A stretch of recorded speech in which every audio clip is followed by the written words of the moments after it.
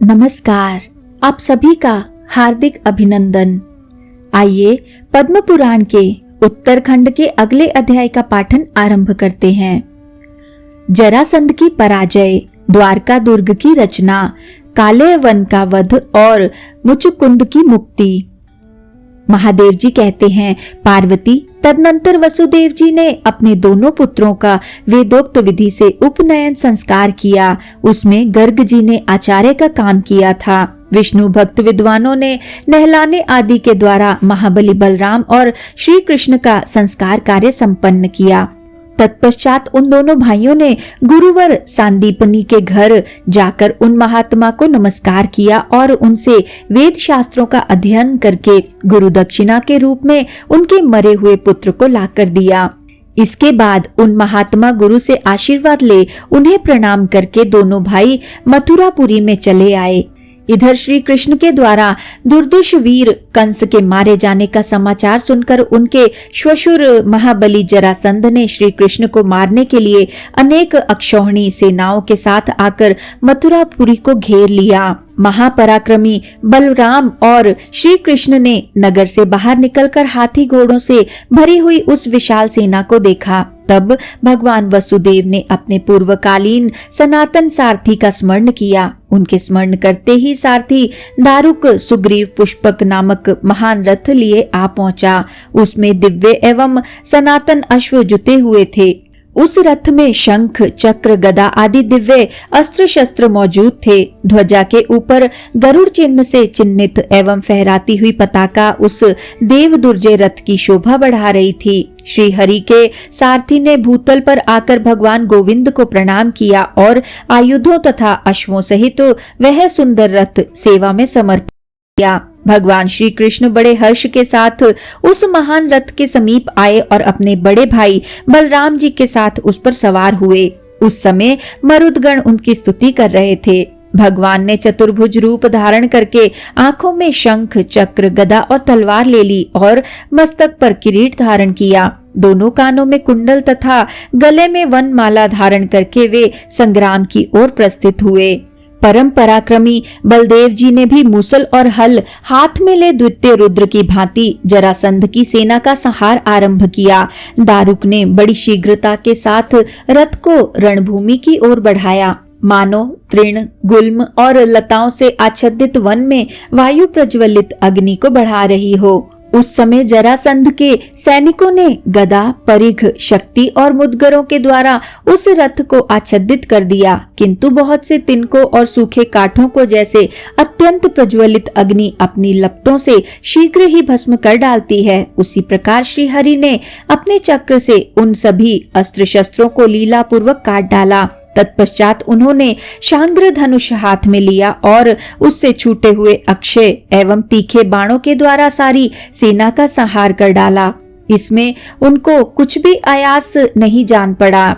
इस प्रकार क्षण भर में ही शत्रु की सारी सेना का विनाश करके यदुश्रेष्ठ भगवान मधुसूदन ने अपना 5 जन्य शंख बजाया, जिसकी आवाज प्रलयकालीन वज्र की भीषण गर्जना को भी मात करती थी। शंखनाद सुनते ही शत्रु पक्ष के महाबली योद्धाओं के हृदय विदीर्ण हो गए। वे घोड़े हाथियों के साथ ही गिरकर प्राणों से हाथ धो बैठे।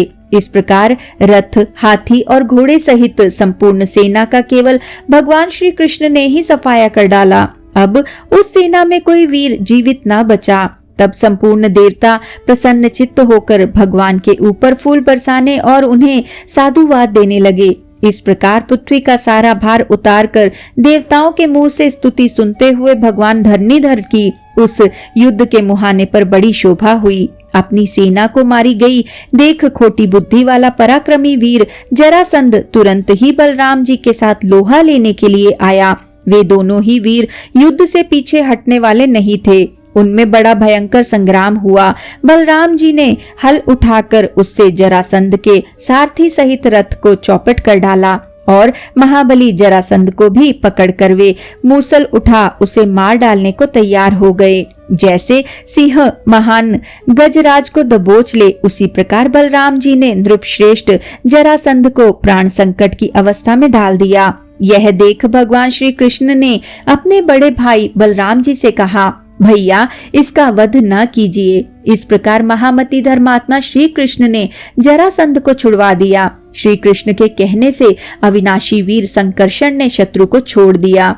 इसके बाद वे दोनों भाई रथ पर बैठकर मथुरापुरी में लौट आए। उधर जरासंध महापराक्रमी काल्यवन के यहाँ गया। काल्यवन के पास बहुत बड़ी सेना थी। वहां पहुंचकर उसने वसुदेव के दोनों पुत्रों के पराक्रम का वर्णन किया। दानवों का वध, कंस का मारा जाना, अनेक अक्षौहिणी सेना का संहार तथा अपनी पराजय आदि श्री कृष्ण के सारे चरित्रों का हाल कह सुनाया। यह सब सुनकर काल्यवन को बड़ा क्रोध हुआ और उसने महान बली एवं पराक्रमी मल्लेच्छों की भारी सेना के साथ मथुरा पर आक्रमण किया। मगध राज के महाबली सैनिक भी उसकी सहायता के लिए आए थे। जरासंध को साथ लेकर महान अभिमानी काल्यवन बड़ी तेजी के साथ चला।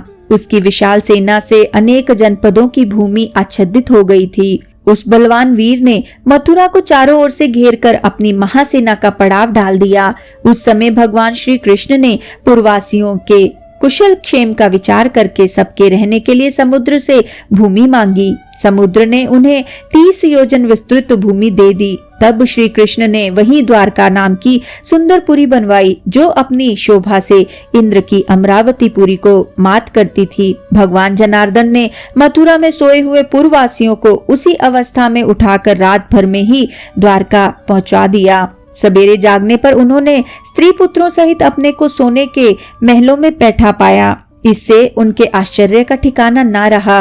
प्रचुर धन धान्य और दिव्य वस्त्र आभूषणों से भरे हुए सुंदर गृह, जहां भय का नाम भी नहीं था, पाकर संपूर्ण यादव बड़ी प्रसन्नता के साथ वहां रहने लगे। जैसे स्वर्ग में देवता सुखी रहते हैं, उसी प्रकार द्वारकापुरी में वहां के सभी निवासी अत्यंत प्रसन्न थे। मथुरा वासियों को द्वारका में पहुंचाने के बाद महाबली बलराम और श्री कृष्ण काल्यवन से युद्ध करने के लिए मथुरा से बाहर निकले। एक और महारथी बलराम जी ने हल और मूसल लेकर बड़े रोष के साथ यवनों की विशाल सेना का संहार आरंभ किया तथा दूसरी ओर देवकी नंदन भगवान श्री कृष्ण ने शांग्र धनुष लेकर उससे छूटे हुए अग्निशिखा के सदृश तेजस्वी बाणों द्वारा मल्लेच्छों की संपूर्ण विशाल वाहिनी को भस्म कर डाला। महाबली काल्यवन ने अपनी सेना को मारी गई देख भगवान वसुदेव के साथ गदा युद्ध आरंभ किया।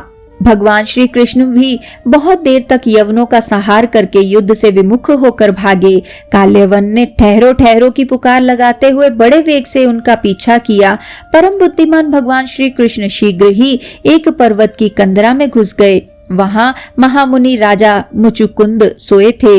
भगवान श्री कृष्ण जहां काल्यवन की दृष्टि न पड़ सके ऐसे स्थान में खड़े हो गए। काल्यवन भी महान धीर वीर था।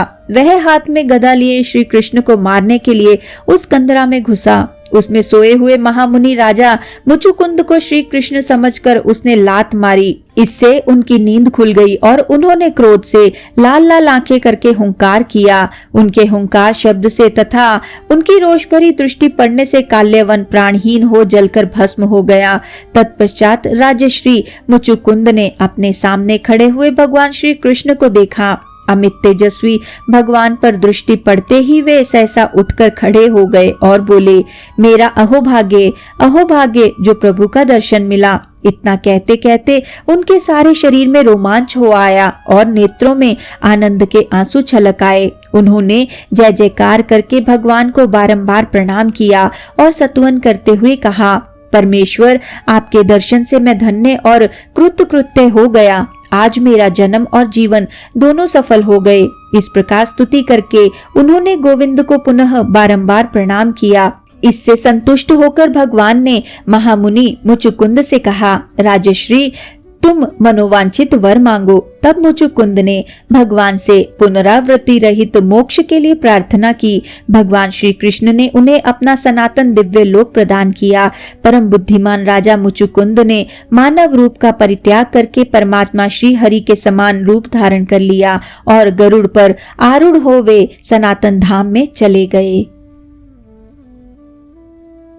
इसी के साथ आज के इस सुंदर पाठन को हम यहीं पे विराम देते हैं और अगले अध्याय के पाठन के लिए हमारे साथ फिर से जुड़िएगा। आइए विष्णु जी के इस सुंदर मंत्र से आज के पाठन का समापन करते हैं। ओम नमो भगवते वासुदेवाय। ओम नमो भगवते वासुदेवाय। ओम नमो भगवते वासुदेवाय। ओम नमो भगवते वासुदेवाय। ओम नमो भगवते वासुदेवाय। ओम नमो भगवते वासुदेवाय। ओम नमो भगवते वासुदेवाय। धन्यवाद।